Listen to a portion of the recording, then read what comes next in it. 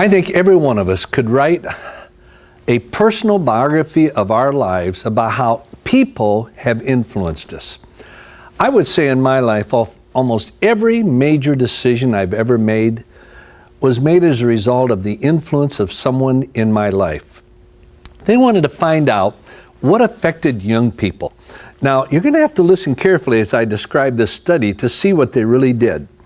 They did a 10-year longitudinal study of young people, but they were young people who were at high risk, for drugs, for alcohol, sexual behavior, violence and all. Very high risk. Now, most studies would do a longitudinal study to see why did they become involved.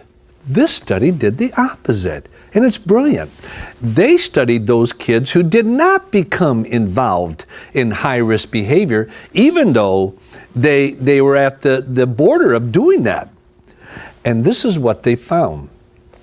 After years of studying, 80% of the young people who were at high risk but did not become involved in high-risk behavior said it was because of one person who took an interest in their life. And now, if you're a teacher, listen to this. 40% of them said it was a teacher. It comes back to relationships.